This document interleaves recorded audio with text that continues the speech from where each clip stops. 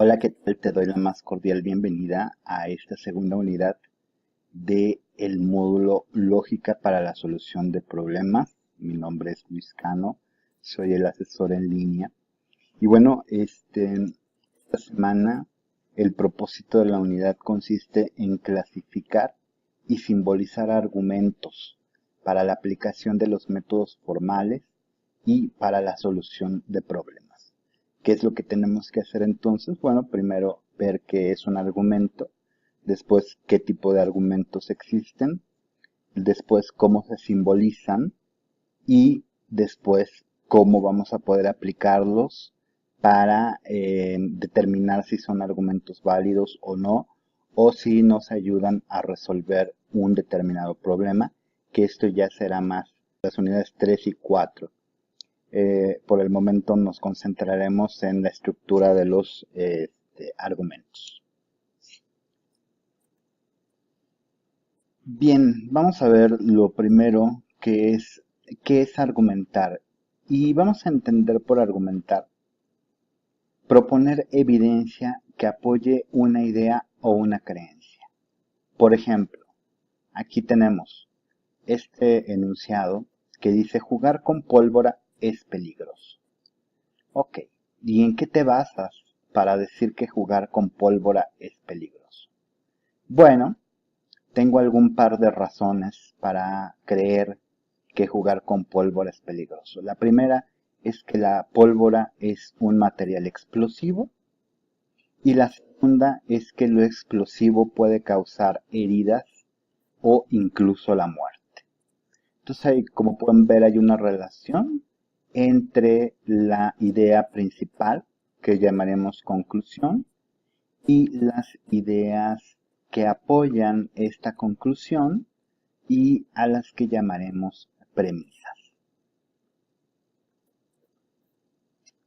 Aquí me gustaría detenerme un poco en un problema que vimos en la primera unidad, que es la de los dos corredores, ¿no? Que dice dos hombres corren una carrera de 100 metros planos, el primero gana por 5 metros, vuelven a competir, pero el primero le da una ventaja de 5 metros al segundo. Es decir, su línea de salida está 5 metros antes que la del segundo. Corren exactamente a la misma velocidad que la primera vez. ¿Quién gana la segunda carrera? Aquí me gustaría preguntarte primero en cuál de estos casos te encuentras tú, ¿no? Ni siquiera te diste cuenta de que existía este problema, tal vez lo leíste tan rápido que ni siquiera reparaste mucho en este problema. La segunda posición es que tal vez lo viste y lo pasaste por alto, es decir, ni siquiera hiciste el intento por pensar en una solución. La tercera es que lo intentaste resolver pero no pudiste y lo abandonaste. Y la última es que lo resolviste de alguna manera, ¿no? Probablemente llegaste a una conclusión, aunque no tuvieras suficiente evidencia a favor o en contra. Bien, te pregunto esto porque es importante saber en qué nivel también de motivación nos encontramos. Muchas veces para querer resolver un problema, lo primero que necesitamos es tener el interés en resolverlo. Si no nos interesa resolver el problema, entonces no importa qué herramientas tengamos a la mano, simple y sencillamente, pues lo vamos a dejar pasar o nos vamos a declarar incompetentes desde un principio. Bien,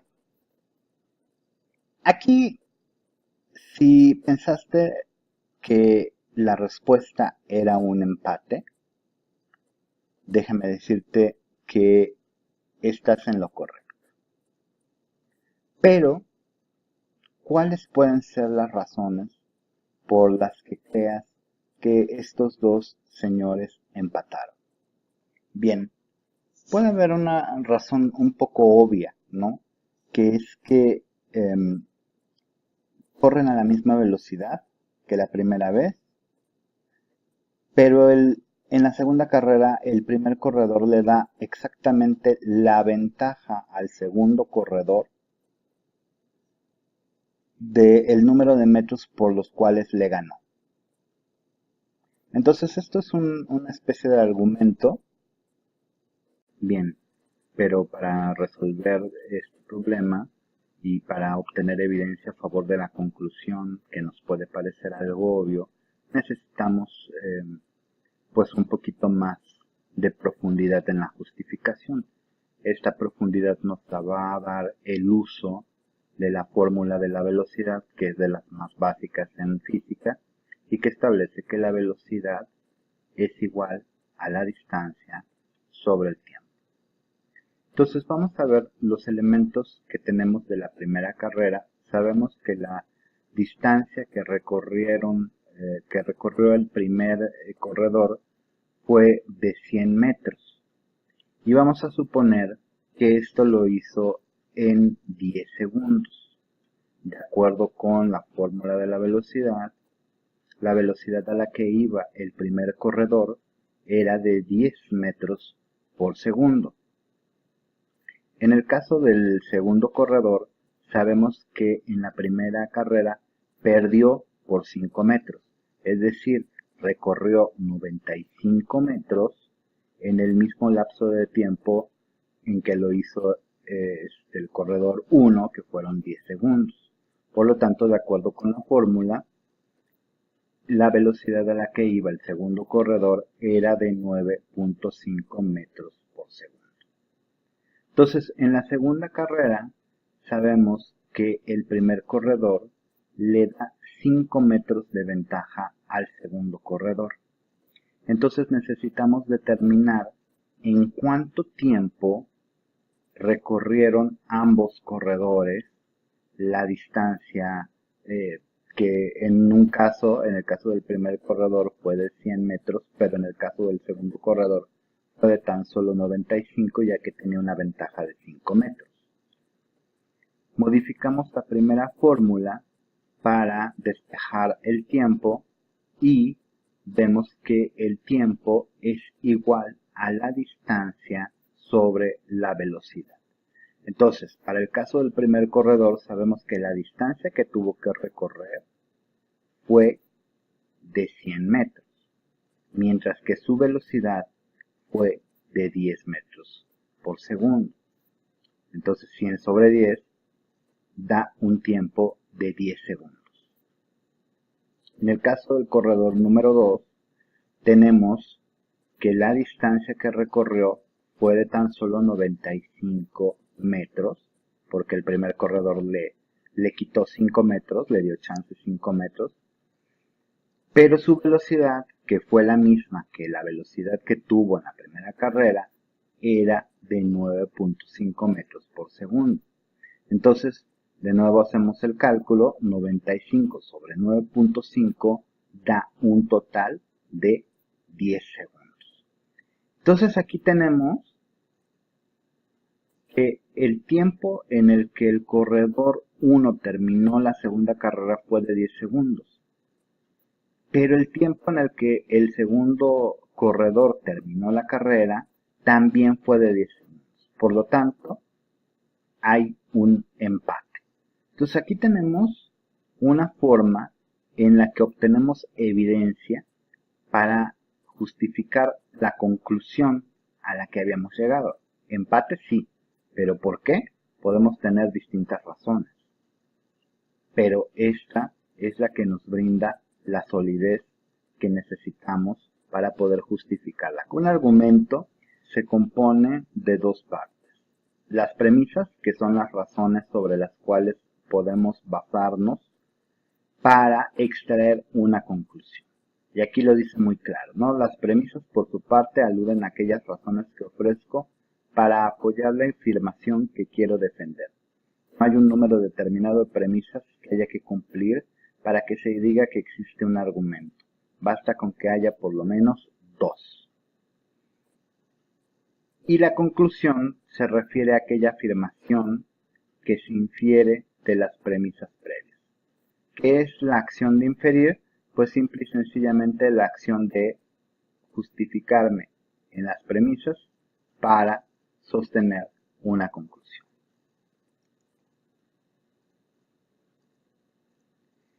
Hay 3 tipos básicos de argumentos, lo cual no implica que no haya más, pero aquí solo vamos a ver 3. los deductivos, los inductivos y los analógicos. En los argumentos deductivos, la conclusión se sigue necesariamente de las premisas. En los inductivos, la conclusión se sigue, pero no necesariamente, sino con cierto grado de probabilidad a partir de las premisas. Y en los argumentos analógicos, la conclusión se refuerza debido al parecido del argumento con otros argumentos del mismo tipo. Vamos a ver qué significa esto. Por ejemplo, aquí tenemos un argumento deductivo. Dice, todo metal conduce la electricidad. No vayas a tocar ese cable en el poste. Ok, entonces, ¿cuál es la relación entre todo metal conduce la electricidad y no vayas a tocar ese cable en el poste? Como puedes ver, este es un típico argumento de la vida cotidiana. Es un argumento que está compactado, que no muestra todas las premisas. Aquí, ¿cuáles serían las premisas que faltan? Bueno, las premisas que faltan es la siguiente. Este cable contiene metal y este cable está conduciendo electricidad.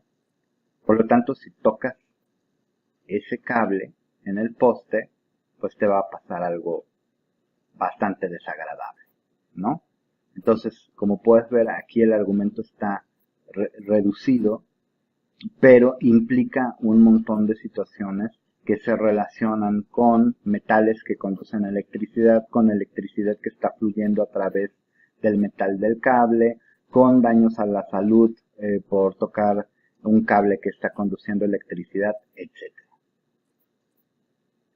Aquí, por ejemplo, hicimos el ejercicio 1, ¿no? Tenemos tres argumentos, los tres son argumentos deductivos.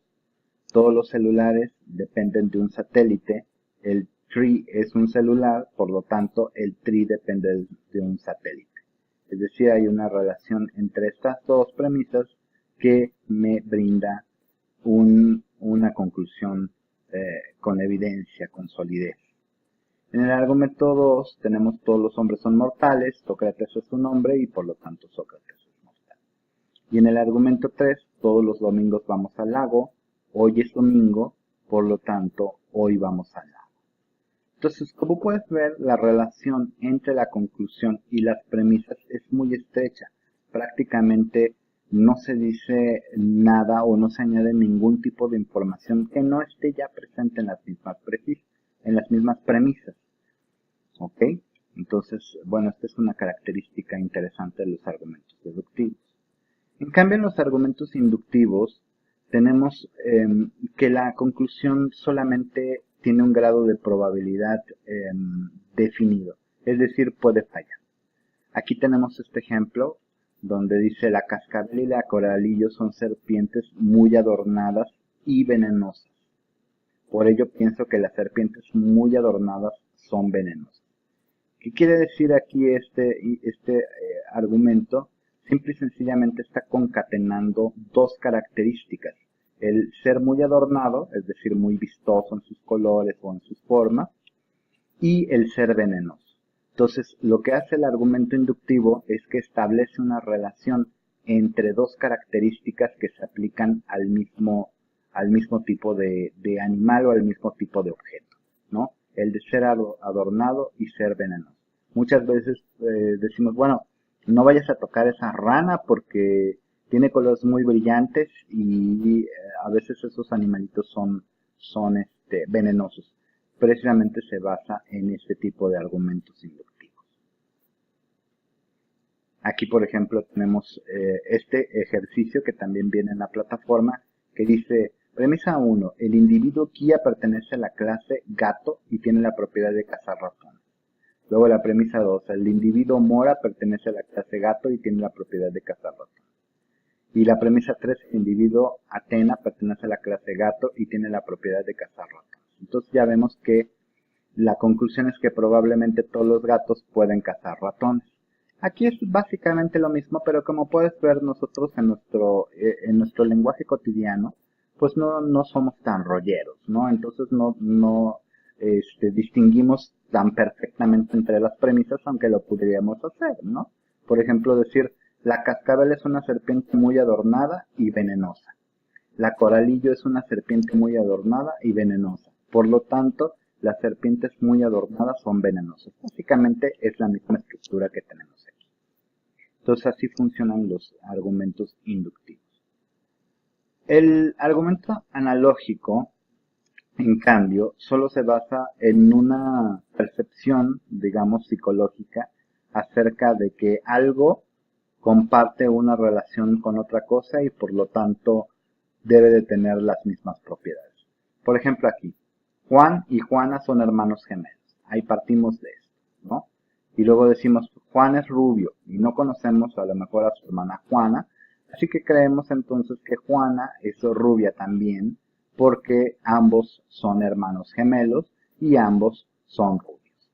Entonces, bueno, eso es un argumento de tipo analógico. Está presuponiendo una propiedad que se aplica a dos individuos diferentes con base en una semejanza, pero que pertenece, digamos, a otra categoría. En este caso, la de ser hermanos, ¿no? Hay muchos hermanos gemelos que sí se parecen muchísimo y hay otros hermanos gemelos que también pueden tener diferencias bastante acentuadas.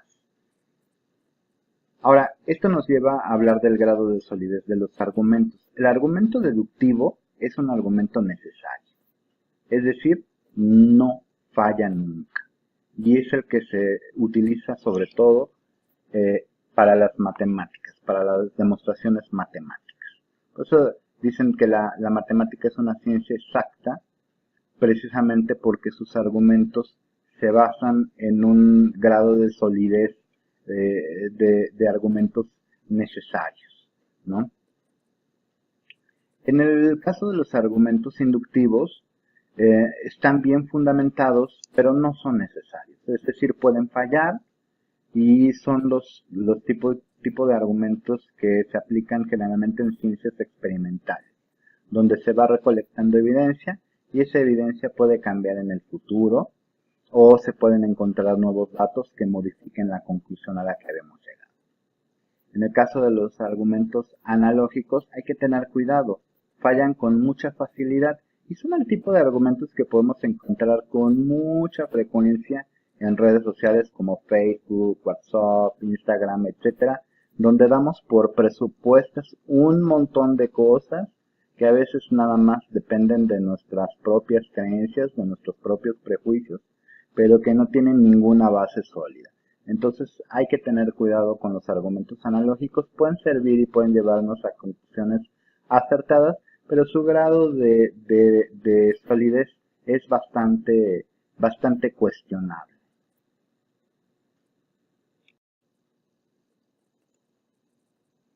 Por ejemplo, aquí tenemos este argumento analógico que dice la Tierra, Mercurio, Venus, Marte, Júpiter, Saturno, Urano, Neptuno y Plutón tienen las propiedades de moverse alrededor del Sol, tienen días y noches, están sujetos a la ley de la gravitación. Segunda premisa, la Tierra está habitada por distintas criaturas vivientes y conclusión, probablemente Mercurio, Venus, Marte, Júpiter, Saturno, Urano, Neptuno y Plutón estarán habitados por criaturas vivientes, lo cual es absoluta y completamente falso. ¿Qué ocurre en el caso de los argumentos analógicos?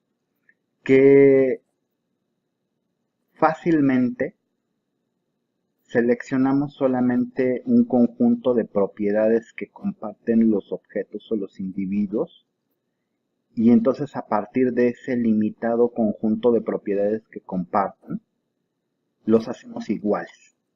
Y entonces extraemos conclusiones alocadas acerca de sus propiedades, las propiedades que tienen uno y el otro, tan solo por el hecho de compartir algunas propiedades básicas, ¿no? Por ejemplo, la propiedad, a partir de la propiedad de que todos los planetas se mueven alrededor del Sol, tienen días y noches, o están sujetos a la ley de la gravitación universal, y de que la Tierra está entre ellos, sacamos una conclusión alocada y muy precipitada acerca de que todos los demás planetas también están habitados por criaturas vivientes. Aquí es donde está el peligro de los argumentos analógicos. Desafortunadamente también los argumentos analógicos son muy frecuentes.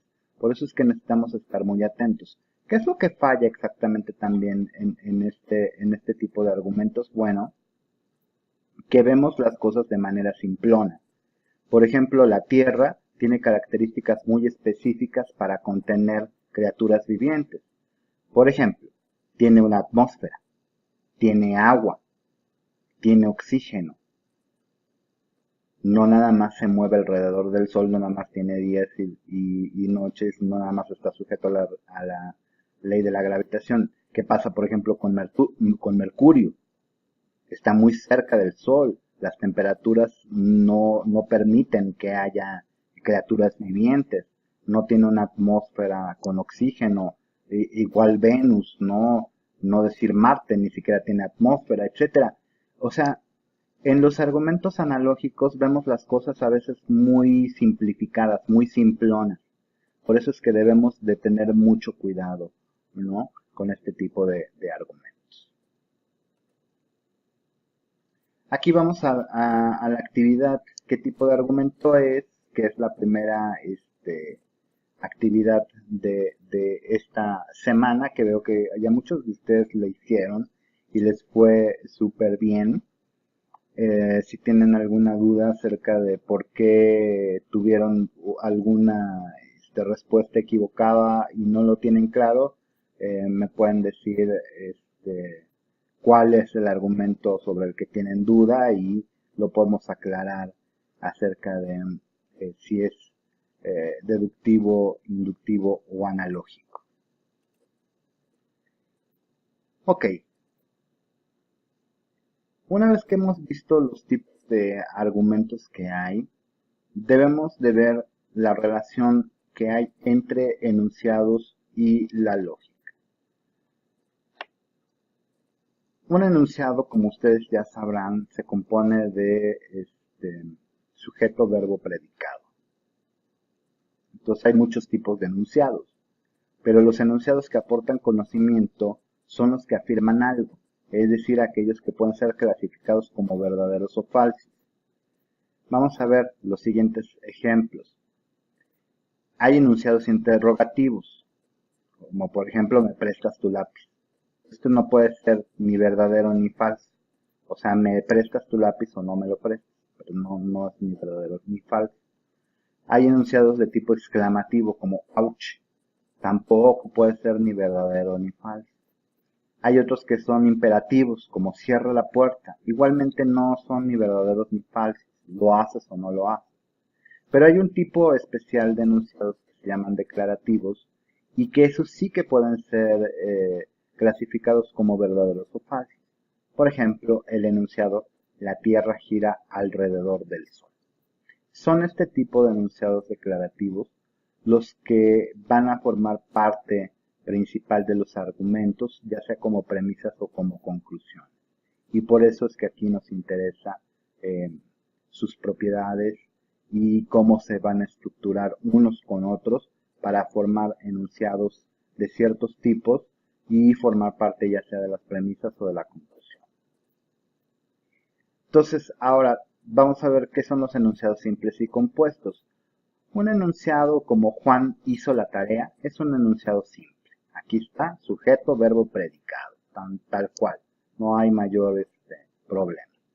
Ahora, los enunciados compuestos se forman uniendo dos enunciados simples mediante las conectivas. ¿Qué son las conectivas? Son partículas que unen a dos argumentos o que trabajan sobre, como la negación, sobre uno de ellos. Estas son palabras especiales, como por ejemplo no, y, o, sí, entonces, sí, solo sí. Y aquí tenemos el primer ejemplo. Juan no hizo la tarea. Este es un enunciado todavía simple, pero los que siguen ya son enunciados compuestos. Juan hizo la tarea y Juana hizo la tarea. Juan hizo la tarea o Juana hizo la tarea. Si Juan hizo la tarea, entonces Juana hizo la tarea. Y si Juan hizo la tarea, sí, solo sí, Juana hizo la tarea. Ahora, para cada conectiva se usa un símbolo diferente, que es lo que vamos a estar viendo en esta segunda parte de la unidad. Por ejemplo, para la conectiva I utilizamos este símbolo, que es como una casita de campaña. Para la conectiva O utilizamos la V mayúscula. Para la conectiva SI, entonces, podemos utilizar dos conectivos, dos símbolos, una flechita o este que es como una herradura, que es el que viene en los ejercicios. Para sí, solo sin, utilizamos tres rayitas. Y para la negación utilizamos esto que creo que se suele denominar como tilde. Aquí vemos, por ejemplo, este tipo de estructura de argumentos. Por ejemplo, aquí utiliza la casita entre P y Q, lo cual quiere decir que P está en conjunción con Q. Por ejemplo, si P es Pedro va al cine y Q es María va al cine, entonces tenemos que Pedro va al cine y María va al cine. Aquí no hay que complicarnos mucho la vida con la simbología, porque todos los símbolos tienen un significado muy preciso. Las letras como P, Q, R, S, T, etcétera, siempre van a simbolizar enunciados declarativos, y las conectivas siempre van a tener un significado definido. En este caso, la casita ya sabemos que es I, significa una Y, una conjunción. Aquí vemos, por ejemplo, las tres rayitas, sabemos que significa sí y solo sí. Y aquí vemos la herradura, entonces sabemos que todo esto es un enorme si ocurre esto, entonces va a pasar esto. ¿Okay? Entonces no hay que preocuparnos mucho por esto. Si no entendemos a la primera qué significan los símbolos, porque esto también requiere de un poco de práctica y requiere también de atención. Ahora, aparte de los símbolos de las conectivas, tenemos los símbolos o signos de agrupación. Estos siempre van a ser de esta forma, ¿no? Hasta afuera, los más externos siempre son las llaves. Luego siguen el corchete y los primeros siempre son el paréntesis. Entonces, lo primero que siempre se va a poner es paréntesis. Después van a venir los corchetes cuando sea necesario y finalmente van a venir las llaves también cuando sea necesario. Esto lo podemos ver aquí. Por ejemplo, lo más interno tiene paréntesis. Luego se separa de lo que sigue con corchetes y al final todo queda envuelto en unas llaves. Pero igual también no se preocupen, es cuestión de práctica. Aquí tenemos un ejercicio precisamente sobre si son enunciados simples o compuestos. Y tenemos las respuestas, ¿no? El primer enunciado es, podemos generar energía y almacenarla. Es un enunciado compuesto. ¿Por qué? Por la partícula y. Es como decir, podemos generar energía y podemos almacenar energía. Dos enunciados. La que sigue, los gatos caen en cuatro patas. No tiene ninguna conectiva, entonces es simple. El que sigue, las células tienen una membrana citoplasmática y no es sensible al microscopio óptico. Ya por este y tenemos que es compuesta. La forma de la célula es muy variada, pues es simple. Luego, a toda característica diferente a la original se le conoce como mutación y las razas de gatos pueden mutar. Como tiene este y es una conjunción y es un enunciado compuesto. Comimos mole o comimos adobo. Igual es compuesta. ¿Por qué? Porque aparece la conectiva o. Comimos mole o comimos adobo. Son dos enunciados. Y la última, mañana recibo mi dinero, entonces podemos ir al cine. Que es lo mismo que decir, si mañana recibo mi dinero, entonces podemos ir al cine. Como hay un conector, aquí el sí entonces hay dos enunciados y por lo tanto es un enunciado compuesto. Ahora vamos a ver ya la forma en la que podemos ir trabajando la simbolización, porque vamos a ver en el ejercicio, en el segundo ejercicio de la unidad viene esto, que es simbolización de argumentos. Y se les dan, creo que 5 argumentos, y se les piden que lo simbolicen. Entonces, ¿qué es lo primero que tenemos que hacer cuando vamos a simbolizar? Pues lo primero que tenemos que hacer es ver cuántos enunciados tenemos. Aquí, por ejemplo, tenemos el primero, yo soy lo suficientemente ahorrativa. Ese es un enunciado. Luego dice entonces, podré comprarme una casa. Podré comprarme una casa es otro enunciado. Y hay un punto. Entonces ahí termina la primera premisa. Ahora, ¿qué tiene? Un conector sin. Entonces, ese es el conectivo de este enunciado. Luego aquí abajo tenemos otro conector in. Y hasta ahora no he podido comprarme una casa. ¿Esto qué significa? Que tenemos otro enunciado. Vamos a distinguir los enunciados con diferentes colores para ver cuántos enunciados vamos teniendo. Entonces, el primer enunciado es yo soy lo suficientemente ahorrativa. El segundo enunciado es podré comprarme una casa. Y estos dos enunciados están conectados por el sí entonces. Luego aquí abajo, hasta ahora no he podido comprarme una casa.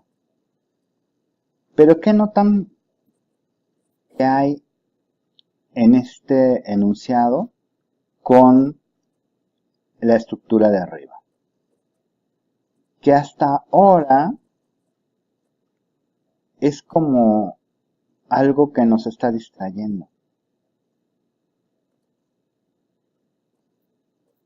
He podido comprarme una casa es exactamente lo mismo que podré comprarme una casa, pero está antecedida por un conector que es no.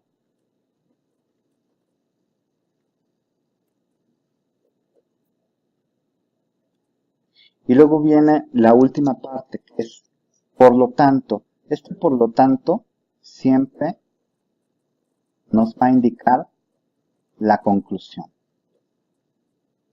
Y luego dice, entonces,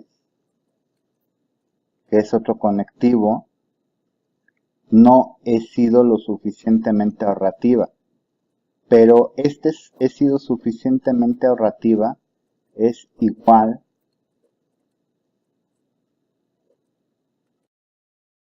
Entonces es el mismo de aquí arriba, pero está antecedido por una negación.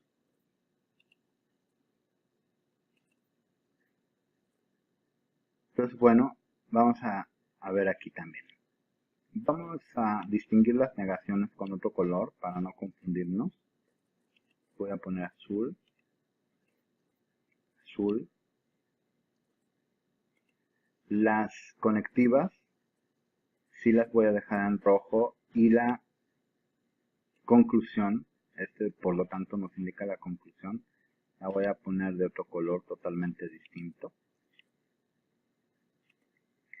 Porque entonces lo que vamos a ver es, vamos a distinguir enunciados, conectivas, incluyendo las negaciones, y la conclusión. Entonces, vamos a hacer lo siguiente. Vamos a utilizar la letra P para indicar las proposiciones o los enunciados en amarillo y Q para señalar los enunciados en azul.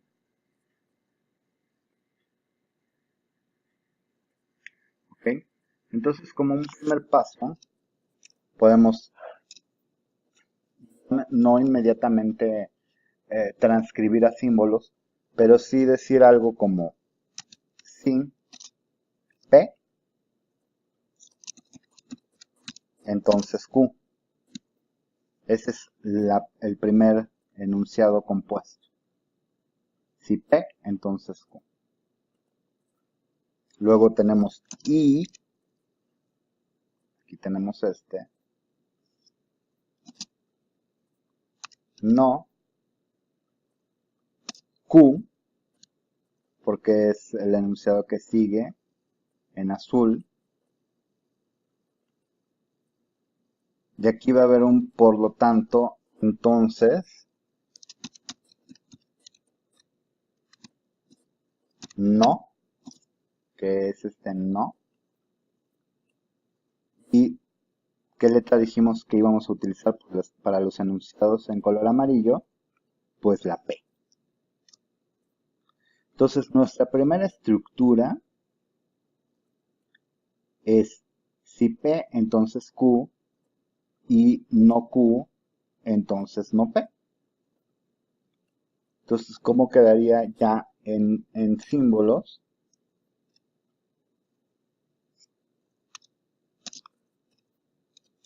Voy a utilizar esta flecha para la conectiva sí entonces.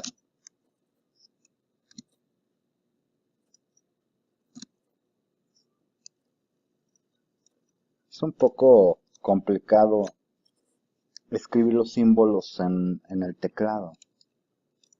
Y eso ya se van a dar ustedes cuenta. Sería mejor que imprimieran su trabajo e hicieran los símbolos a mano. Y después le tomaran fotografía o le escanearan. Entonces si P, entonces Q. Y luego tendremos el símbolo I.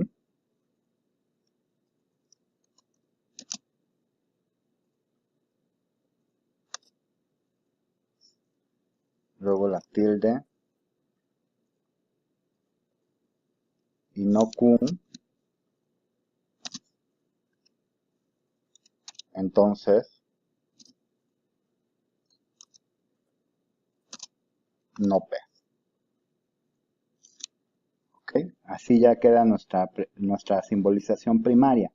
Pero, ¿qué es lo que pasa ahora? Que necesitamos introducir los signos de agrupación, porque si no, se vuelve confuso nuestra simbolización. ¿Ok? Entonces, el primero, como era un enunciado completo, hasta el punto, vamos a ponerlo con paréntesis.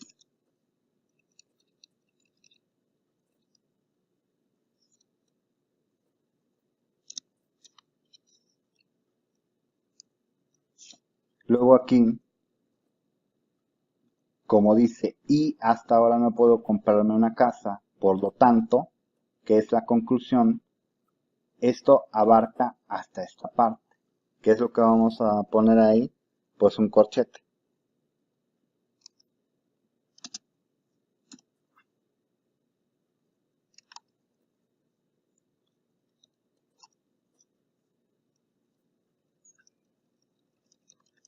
Y el primer corchete debe de ir de este lado.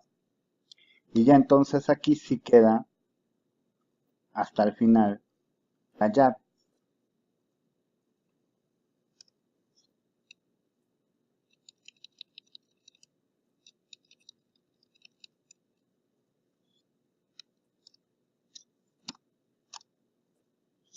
¿Sí? Entonces nuestra simbolización quedó de la siguiente manera.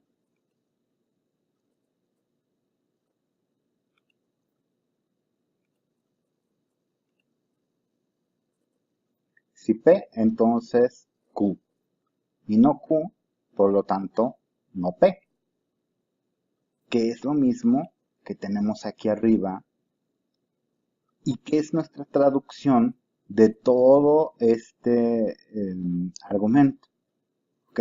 Entonces, como pueden ver, no es complicado, pero hay cosas que nos pueden distraer.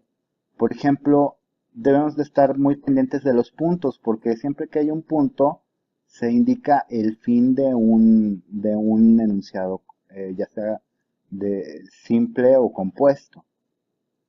Luego hay palabras, por ejemplo, como hasta ahora, que no nos van a servir nada para la simbolización. Entonces debemos de quitarlas. Otra cosa que debemos de tener pendiente es que los enunciados tienen el mismo significado, aunque su estructura sea un poco diferente. Aquí, yo soy lo suficientemente ahorrativa, es lo mismo que he sido lo suficientemente ahorrativa, ¿ok? Pero no son iguales, pero sí significan lo mismo. Entonces, los podemos sustituir por la misma letra, que en este caso dijimos que sería P. Igual, podré comprarme una casa, significa lo mismo que he podido comprarme una casa. Por lo tanto, los dos pueden ser traducidos a símbolos por la letra Q. La conclusión, por lo tanto, también es algo en lo que debemos de fijarnos. ¿Por qué? Porque nos señala también el límite de ciertos símbolos de agrupación. En este caso, vimos que el límite llegaba hasta no Q y ya después se implicaba que no P. Porque es bastante cierto, fíjense bien. Si yo ahorro lo suficiente, entonces me puedo comprar una casa. Y si no me compro una casa, entonces no he ahorrado lo suficiente. ¿Ven? Es bastante sencillo, pero hay que tener pues como mucha paciencia y también mucho cuidado con los símbolos.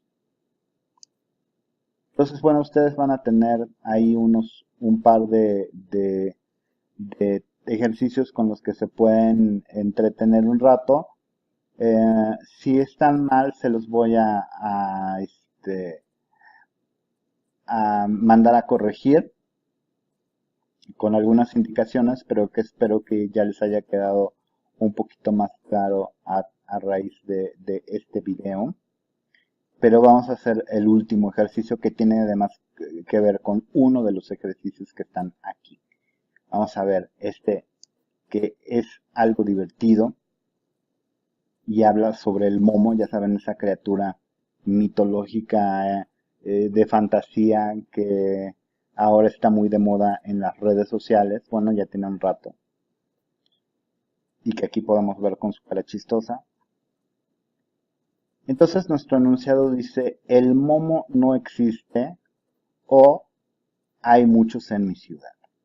¿Cómo podemos traducir esto a símbolos? Bueno, antes que nada vamos a quitar los paréntesis que nos pueden distraer. Y vamos a ver que el momo no existe. Es un enunciado completo, ¿cierto? Sujeto, predicado.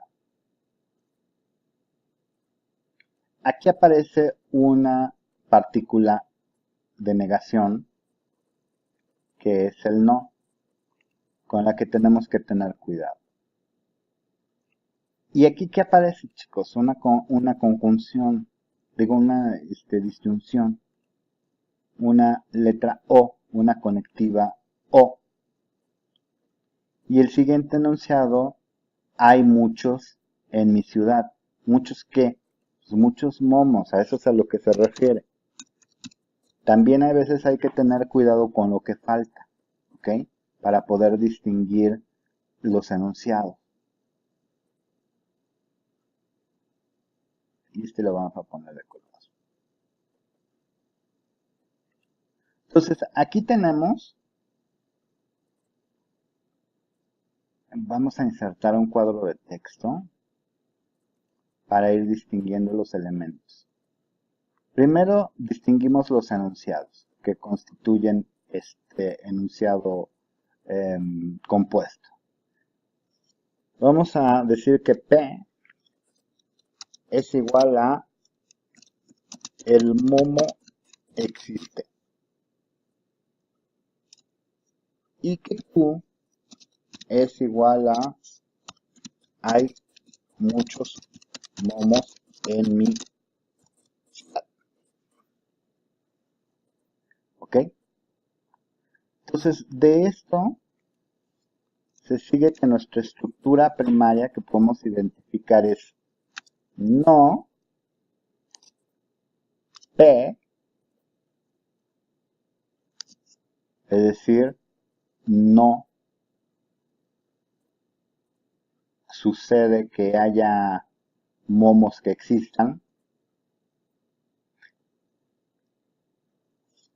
o utilizamos la conectiva de disyunción, hay muchos momos en mi ciudad, Q.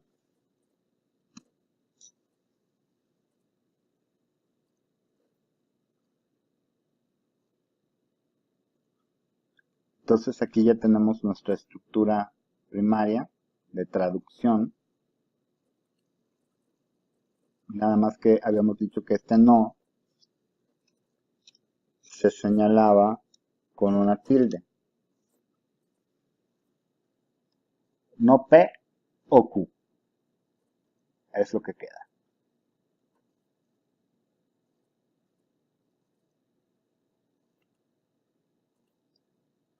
No es el caso que el momo exista o hay muchos en mi ciudad. ¿Ok? Entonces aquí ya queda la traducción de este enunciado compuesto acerca de esta horrible criatura mitológica de las redes sociales llamada momo. Bueno, espero que les haya servido este video y recuerden que si tienen alguna duda la podemos aclarar